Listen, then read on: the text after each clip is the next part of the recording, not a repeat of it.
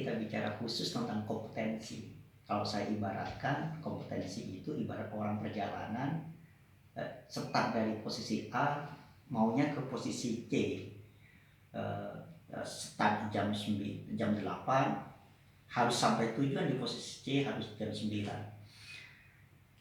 Dalam perjalanan di posisi B itu mungkin hujan, mungkin juga ada razia polisi, mungkin juga ban bocor. Kalau tidak siap jas hujan, tidak siap SIM, tidak siap KTP, tidak siap modal uang, maka bisa jadi perjalanan orang tadi yang dari posisi A ke posisi C itu bisa terhenti di posisi C dan bisa balik lagi ke posisi A, sehingga tujuan ke posisi C itu tidak tercapai. Bahkan kalaupun harus terpaksa lanjut itu tidak pas jam 9 tapi bisa jam 11 karena molor ada razia polisi.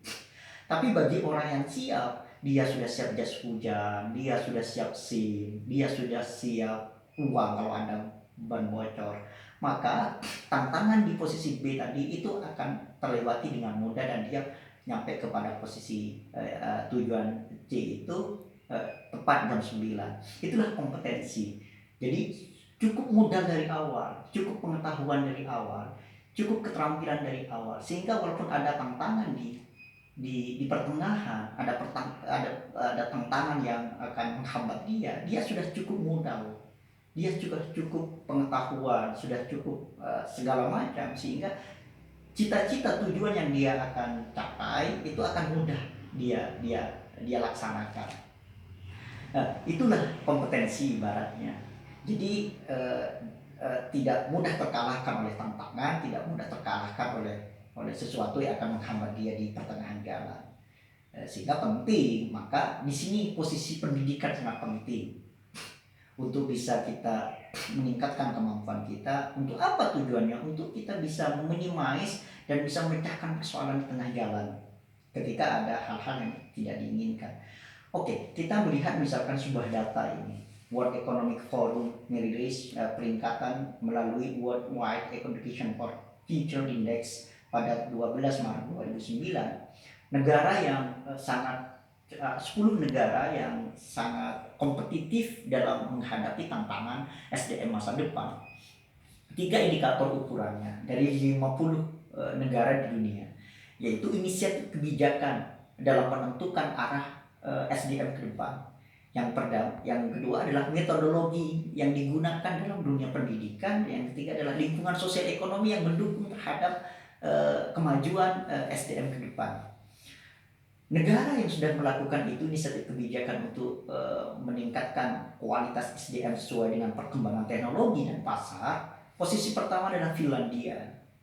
Dalam kondisi saat ini Finlandia juga masuk salah satu negara Eropa yang termasuk minim ya dalam penyebaran virus COVID-19.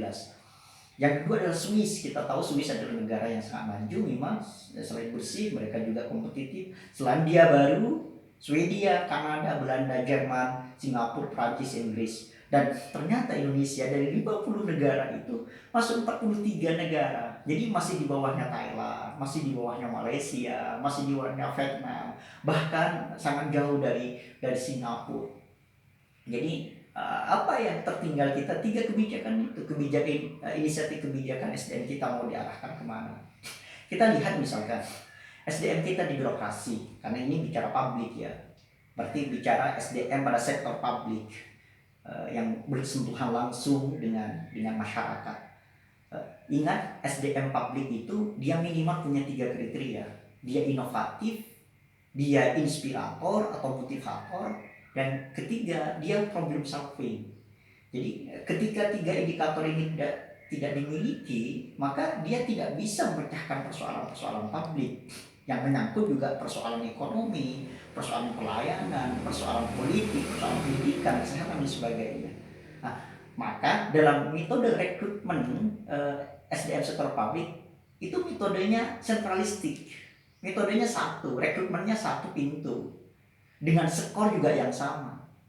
Jadi antara Jawa Timur misalkan dengan Jawa Barat, metodologinya satu dalam rekrutmennya, rekrutmen CPNS namanya. daerah Kalimantan dengan daerah Jawa sama metodologinya. Tapi kenapa ketika mereka masuk diterima dengan skor juga yang sama rata-ratanya, tapi akhirnya mereka berbeda dalam melaksanakan pelayanan, dalam melaksanakan tuntutan untuk memenuhi keinginan masyarakat. Selain itu ternyata ada pengaruh budaya organisasi di dalamnya. Ada kultur organisasi yang berpengaruh, ada struktur organisasi yang berpengaruh di dalamnya, sehingga SDM yang masuk dalam organisasi itu mereka juga cara kerjanya berbeda-beda. Bayangkan misalkan kenapa tingkat kemajuan Jawa dengan luar Jawa itu sangat berbeda, budayanya berbeda, kulturnya berbeda, lingkungan sosialnya berbeda, lingkungan alamnya juga berbeda. Itu yang membuat akhirnya SDM walaupun dengan metodologi rekrutmen yang sama akhirnya berbeda dalam melaksanakan tugas-tugasnya. Itu yang kedua.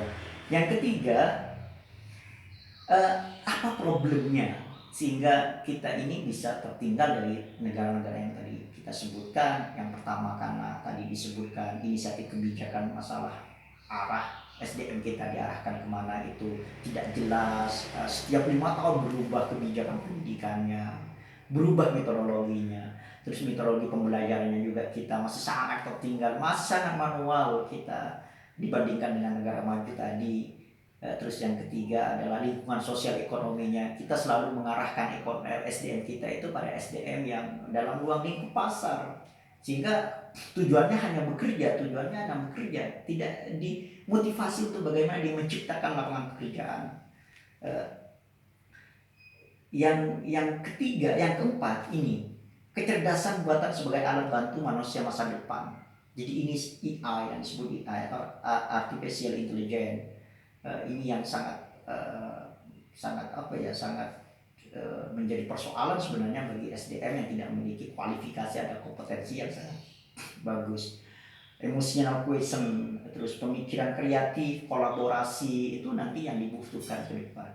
Jadi kita butuh SDM yang memiliki kecerdasan, kompetensi tadi, tidak hanya kompetensi hard skill, tapi juga kompetensi soft skill, yaitu bisa berkolaborasi, bisa memimpin, bisa memecahkan masalah, dia bisa menjadi teman curhat, teman berbagi bagi lingkungannya, sehingga perusahaan atau lingkungan organisasi bisa sanggup menerima dia dalam keadaan apapun, dan dia sebagai SDM juga bisa survive dalam kondisi apapun. Yang terakhir yang bisa disampaikan, penggunaan teknologi hari ini tidak bisa kita dihindari, tidak bisa. Perusahaan-perusahaan yang survive hari ini saya sebutkan misalkan Alibaba, Amazon, itu adalah organisasi yang memang menggunakan teknologi, tapi bukan berarti menghilangkan sumber daya manusianya. Sumber daya manusia tetap digunakan, tapi pada hal-hal tertentu. Dia sebagai policy maker, misalkan sebagai pengambil kebijakan, makanya dia harus cukup banyak pengetahuan, karena posisinya yang sangat teknis bisa diganti dengan teknologi. Hanya pada persoalan-persoalan yang misalkan yang membutuhkan soft skill, yang membutuhkan sumber daya manusia itu, yang hard skill rata-rata sekarang sudah banyak digantikan oleh teknologi.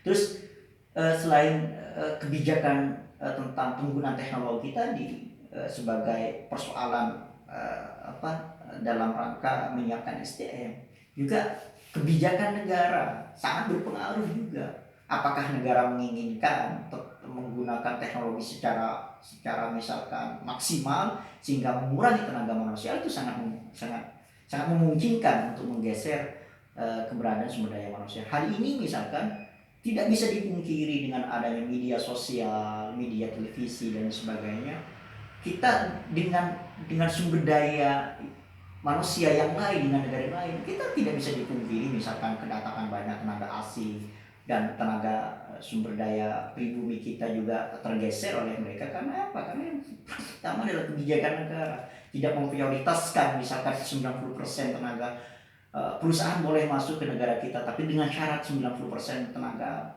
manusianya harus dari kita. Dengan alasan apapun, misalkan negara bisa menolak investasi kalau tidak memenuhi syarat 90% tenaga manusianya harus dari kita. Baru kalau tenaga ahli yang sangat spesifik, misalkan tenaga teknologi, baru kita misalkan bisa bekerja sama dengan negara-negara asing. Pada suatu saat kita bisa mengadopsi itu untuk bisa kita laksanakan secara mandiri. Kebijakan negara sangat menentukan arah penggunaan sumber daya manusia itu. Itu yang bisa saya sampaikan, nanti bisa kita lanjutkan pada diskusi berikutnya. Selamat siang.